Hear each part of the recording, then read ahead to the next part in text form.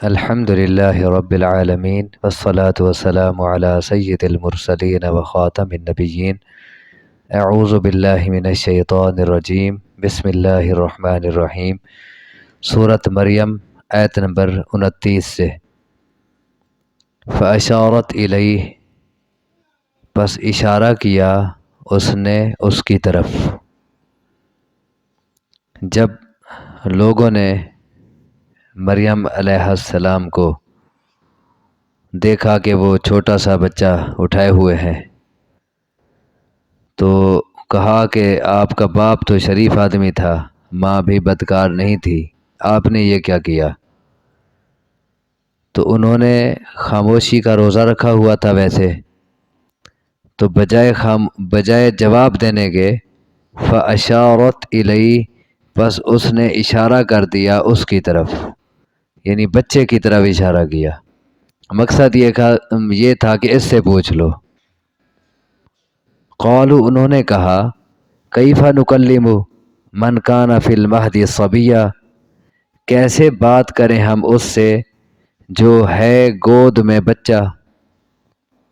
انہوں نے کہا یہ عجیب بات ہے، یہ تو ابھی ابھی پیدا ہوا دودھ پیتا بچہ ہے، اور تو کہہ رہی ہے کہ اس سے پوچھو یہ بھلا بولتا ہے یا یہ بول سکتا ہے، اس سے کیسے بات کریں؟ قال انی عبد اللہ، وہ بچہ بول پڑا انی عبد اللہ، بے شک میں اللہ کا بندہ ہوں. اب ان کی زبان سے پہلا لفظ جو نکلا اس میں اس بات کا اظہار تھا کہ میں معبود نہیں ہوں، میں اللہ کا بیٹا نہیں ہوں، میں 3 خداؤں میں سے ایک نہیں ہوں، بلکہ انی عبد اللہ، میں اللہ کا عبد ہوں، اللہ کا بندہ ہوں. آتانی الکتاب وجعلنی نبیا، وہ دے گا مجھے کتاب اور بنائے گا مجھے نبی. اس میں اصل یہ صیغہ جو ہے نا ماضی کا ہے، گزشتہ کا. اس نے دی مجھے کتاب اور بنایا مجھے نبی. حالانکہ اب ذرا سوچیں کہ ابھی تو انہیں کتاب نہیں ملی انجیل، اور نہ ہی وہ نبی بنے ہیں، اور نہ ہی نبوت کی ذمہ داریاں وہ اٹھا سکتے ہیں. نبی کی ذمہ داری ہوتی ہے لوگوں کو دعوت و تبلیغ کرے، لوگوں کی اصلاح کرے. تو ابھی تو وہ پیدا ہوئے ہیں، دودھ پیتے بچے ہیں، تو ابھی نبی کیسے بن گئے؟ جبکہ صیغہ ماضی کا بولا گیا ہے جس کا ترجمہ یہ ہوتا ہے کہ اس نے مجھے کتاب دی ہے اور مجھے نبی بنایا ہے. تو اس کا جواب یہ ہے، اس کے 2 جواب ہیں. ایک یہ ہے کہ یہ تقدیر میں مطلب یہ لکھا جا چکا ہے، اللہ نے مجھے کتاب دی ہے اور نبی بنایا ہے، یعنی میرا نبی بننا اور مجھے کتاب ملنا یہ اللہ کی تقدیر میں لکھا ہوا ہے. اللہ نے میرا نبی بننا، کتاب مجھے ملنا لکھ دیا ہے. ایک مطلب تو یہ ہے.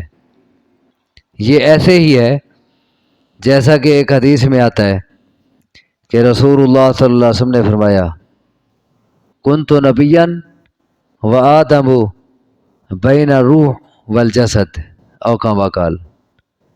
آپ فرماتے ہیں کہ میں اس وقت نبی تھا، اس وقت میں نبی تھا جب ابھی آدم علیہ السلام روح اور جسم کے درمیان تھے، یعنی ابھی ان میں روح نہیں آئی تھی، روح اور جسم کے درمیان تھے، ابھی میں اس وقت نبی تھا. اب یہ صحیح حدیث ہے. اب اس کا مطلب بھی یہی ہے کہ میں ازل میں اللہ تبارک و تعالیٰ کی تقدیر میں اس وقت بھی نبی تھا، تقدیر کا فیصلہ اس وقت ہی ہو چکا تھا. یہ مطلب ہے. حالانکہ دیکھا جائے تو آپ کو نبوت تو 40 سال کی عمر میں ملی ہے، لیکن آپ فرما رہے ہیں کہ جب ابھی آدم بھی نہیں پیدا ہوئے تھے اور ان میں روح نہیں آئی تھی میں اس وقت بھی نبی تھا. تو مطلب اللہ کی تقدیر میں یہ لکھا جا چکا تھا میرا نبی ہونا. تو یہاں بھی یہی مطلب ہے کہ اللہ نے مجھے کتاب دی ہے اور نبی بنایا ہے، یعنی میرا نبی بننا اور مجھے کتاب ملنا اللہ کی تقدیر میں لکھا جا چکا ہے. ایک معنی. دوسرا یہ بھی ہے کہ یہ ماضی ہے لیکن مستقبل کے معنی میں ہے، یعنی اب ترجمہ یوں ہوگا کہ وہ مجھے دے گا کتاب اور بنائے گا مجھے نبی، تو اب تو بات واضح ہے، اس میں کوئی اشکال نہیں۔ اور قرآن مجید میں بہت جگہوں میں ایسا آیا ہے کہ صیغہ گزشتہ دور کا ہوتا ہے، ماضی کا، لیکن معنی اس کا مستقبل کا ہو رہا ہوتا ہے۔ قیامت کے بارے میں کئی باتیں ایسی آئی ہیں ماضی کے صیغے سے، حالانکہ آگے کے حالات ہیں وہ۔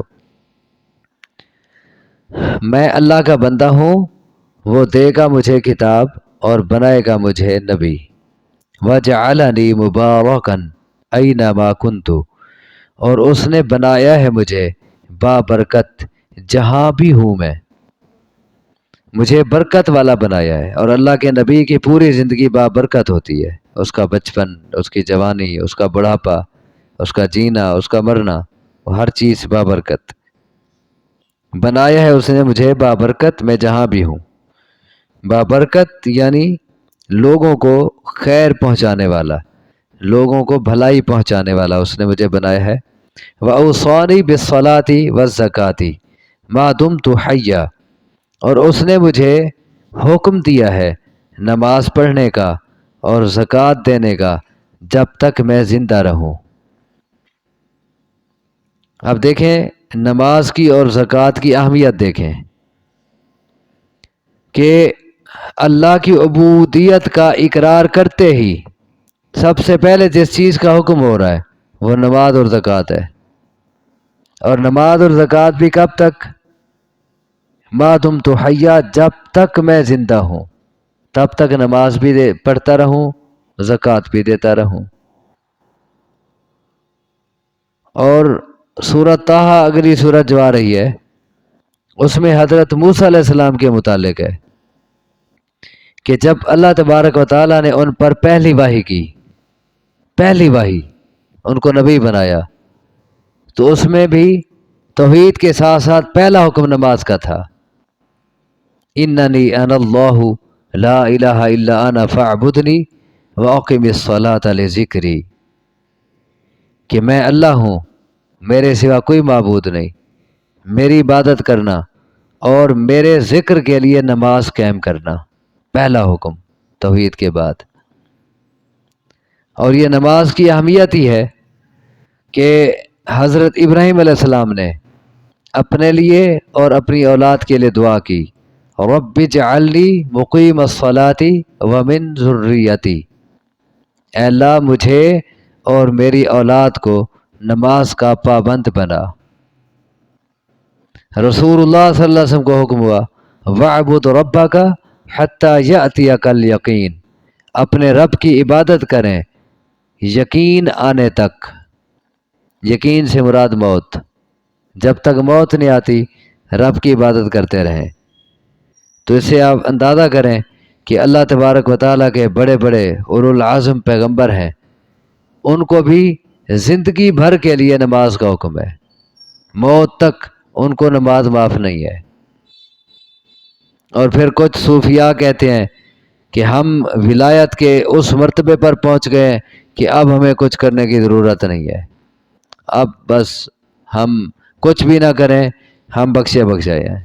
اگر یہی بات ہوتی تو اللہ تبارک و تعالیٰ اپنے نبیوں کو نماز معاف کر دیتا، کہ وہ تو معصوم ہوتے ہیں، وہ تو سب سے اعلیٰ ہوتے ہیں، لیکن نبیوں کو حکم ہو رہا ہے کہ اوصانی بالصلاۃ والزکاۃ ما دمت حیا، کہ میرے رب نے مجھے وصیت کی ہے، مجھے تاکیدی حکم دیا ہے نماز پڑھنے کا اور زکوٰۃ دینے کا جب تک میں زندہ ہوں۔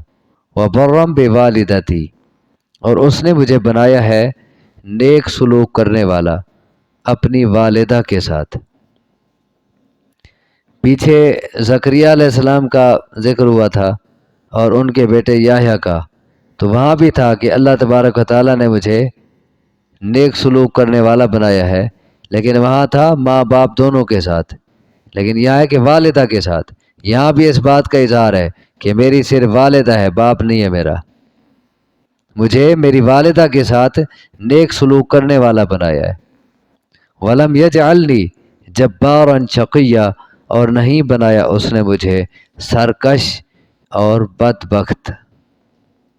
دیکھیں یہ دو باتیں اکٹھی آ رہی ہیں، اس پہ ذرا غور کریں کہ اللہ نے مجھے اپنی ماں کے ساتھ نیک سلوک کرنے والا بنایا ہے، مجھے سرکش اور بدبخت نہیں بنایا۔ کیا معنی ہوا؟ کہ جو شخص اپنے ماں باپ کے ساتھ حسن سلوک سے پیش نہیں آتا، ان کا کہا نہیں مانتا، ان پہ خرچ نہیں کرتا، ان کی خدمت نہیں کرتا، ان کو جھڑکتا ہے، دوسروں کو ان پہ ترجیح دیتا ہے، تو وہ بندہ بدبخت ہے۔ اور اس کے برعکس جو شخص اپنے ماں باپ کا فرما بردار ہے، اطاعت شعار ہے، ان کے ساتھ ادب سے بات کرتا ہے، ان کے لیے دعائیں کرتا ہے، وہ خوش نصیب ہے۔ صحیح مسلم کی روایت ہے، رسول اللہ صلی اللہ علیہ وسلم نے فرمایا راغم انفہ، راغم انفہ، راغم انفہ، اس بندے کی ناک خاک آلود ہو جائے، اس بندے کی ناک خاک آلود ہو جائے، اس بندے کی ناک خاک آلود ہو جائے۔ ناک کا خاک آلود ہونا کیا معنی ہوتا ہے؟ ذلیل و خوار ہو جائے۔ اگر ناک خاک آلود ہونا، لیکے کرنا ناک دال ذلت ہے، تو اس بندے کی ناک خاک آلود ہو جائے، یعنی وہ بندہ ذلیل و خوار ہو جائے 3 بار کا۔ لوگوں نے پوچھا کون؟ آپ نے فرمایا وہ شخص جس نے اپنے ماں باپ کو یا ان میں سے کسی ایک کو بڑھاپے کی حالت میں پایا لیکن پھر بھی وہ جنت میں نہ جا سکا، حالانکہ اسے موقع تھا کہ اس بات کا کہ اپنے ماں باپ کی خدمت کرتا، یہ جنت میں جانے کا بہترین ذریعہ تھا۔ اپنے ماں باپ کا کہا مانتا، ان کی اطاعت کرتا، ان کے ساتھ ادب سے پیش آتا، ان کو نہ جھڑکتا۔ یہ سارے احکام پیچھے آ چکے ہیں قرآن میں، بنی اسرائیل صورت میں آئے ہیں، باقی صورتوں میں۔ تو جنت میں جانے کا یہ بہترین ذریعہ تھا، لیکن اس نے اپنے ماں باپ کو بڑھاپے کی حالت میں پایا لیکن ان کی خدمت نہ کی، ان کی اطاعت نہ کی، تو اور جنت میں نہ جا سکا، تو ایسا بندہ ذلیل و خوار ہو جائے۔ اور اس سے بڑی بدبختی اور کیا ہو سکتی ہے کہ کوئی جنت سے محروم ہو جائے؟ یہ سب سے بڑی بدبختی، سب سے بڑی بد نصیبی، اس سے بڑی بد نصیبی اور کوئی نہیں کہ کوئی جنت سے محروم ہو جائے۔ اور ماں باپ کی خدمت نہ کرنا، ان کا ادب نہ کرنا، ان کا کہا نہ ماننا، یہ جنت سے محرومی کا باعث ہے، اور یہ سب سے بڑی بدبختی ہے۔ اسی لیے کہا کہ اس نے مجھے اپنی والدہ کے ساتھ اچھا سلوک کرنے والا بنایا ہے، مجھے سرکش اور بدبخت نہیں بنایا۔ والسلام علیہ، اور مجھ پر سلام ہے، مجھ پر سلامتی ہے۔ کب؟ یوم ولدت، جس دن میں پیدا کیا گیا، ویوم اموت، اور جس دن میں مروں گا، ویوم ابعث حیا، اور جس دن میں اٹھایا جاؤں گا زندہ کر کے۔ ان تینوں حالات میں، یہ تینوں مشکل ترین مرحلے ہوتے ہیں۔ پیدائش جس وقت ہو، جس وقت موت ہوگی، پھر زندہ کیا جائے گا، ان تینوں مشکل ترین مراحل میں مجھ پر سلامتی ہے۔ میں ہر قسم کی آفت سے، مصیبت سے، تکلیف سے محفوظ رہوں گا۔ اور یہ سلامتی ہی ہے کہ حدیث میں آتا ہے، صحیح بخاری کی روایت ہے کہ کوئی بھی بچہ ایسا نہیں، یعنی ہر بچہ ایسا ہے کہ جب وہ پیدا ہوتا ہے، پیدا ہوتے ہی شیطان اسے چھوتا ہے، اور جب شیطان اسے چھوتا ہے تو وہ بچہ شیطان کے چھونے کی وجہ سے چلا کے رونے لگ جاتا ہے، سوائے 2 کے، عیسیٰ اور اس کی ماں۔ شیطان ان کے قریب نہیں جا سکا ان کی پیدائش کے وقت، اور انہیں نہیں چھو سکا۔ اور اس کے لیے تم وہ آیت پڑھ لو، ابو ہریرہ کہتے ہیں حدیث کے راوی کہ قرآن مجید میں ہے انی اعیذھا بک وذریتھا من الشیطان الرجیم۔ جب مریم علیہ السلام پیدا ہوئی تھیں، عیسیٰ علیہ السلام کی ماں مریم جب پیدا ہوئی تھی تو ان کی ماں نے انہیں کہا تھا، اللہ سے دعا کی تھی، انی اعیذھا بک، اے اللہ میں تیری حفاظت میں دیتی ہوں اس مریم کو اور اس کی اولاد کو۔ اب اس دعا کے نتیجے میں مریم بھی بچ گئی، اور بعد میں جب وہ بڑی ہوئی اور عیسیٰ پیدا ہوئے وہ بھی بچ گئے۔ کس سے؟ شیطان کے چھونے سے۔ شیطان نے ان کو ہاتھ نہیں لگایا۔ باقی کوئی بھی بچہ پیدا ہوتا ہے شیطان اس کو چھوتا ہے، بچہ روتا ہے۔ صرف 2 بچ گئے۔ کیوں؟ مریم علیہ السلام کی والدہ نے دعا کر دی تھی، اللہ میں تیری حفاظت میں دے رہی ہوں مریم کو اور اس کی اولاد کو۔ تو کہا مجھ پر سلامتی ہے اس دن بھی جس دن میں پیدا ہوا، اور جس دن مروں گا، جس دن اٹھایا جاؤں گا حیہ، زندہ کر کے۔ یہ عیسیٰ علیہ السلام نے بات کی، گفتگو کی، ان لوگوں کو یقین آ گیا، ظاہر ہے جو شک کر رہے تھے یہ بچہ کیسے آ گیا۔ تو اللہ تبارک و تعالیٰ نے معجزانہ طور پر دودھ پیتے بچے کو بلوا کے مریم علیہ السلام کی صفائی اور برات ظاہر کر دی لوگوں کے سامنے۔ اب اللہ تبارک و تعالیٰ کہتے ہیں ذالک عیسیٰ ابن مریم، یہ ہے عیسیٰ مریم کا بیٹا۔ ذالک عیسیٰ، یہ عیسیٰ ہے، ابن مریم جو بیٹا ہے مریم کا، قول الحق، ہم نے حق بات کہی ہے، یعنی عیسیٰ علیہ السلام کے بارے میں اور مریم علیہ السلام کے بارے میں ہم نے جو کہا ہے یہی حق ہے، الذی فی یمترون، وہ جس میں لوگ شک کرتے ہیں۔ ہم نے جو بات کی ہے مریم کے متعلق اور اس کے بیٹے عیسیٰ کے متعلق یہ حق ہے، اور لوگ اس میں شک کرتے ہیں۔ کیا شک کرتے ہیں؟ یہودی کہتے ہیں کہ وہ عیسیٰ جو ہے وہ ولد الزنا تھا، یہودی کہتے ہیں۔ دیکھیں اس سے آپ اندازہ کریں کہ عیسائی اور یہودی ایک دوسرے کے کتنا مخالف ہیں، کہ وہ یہودی جو ہے عیسائیوں کے نبی کو کیا کہہ رہے ہیں؟ ولد الزنا، نعوذ باللہ من ذالک۔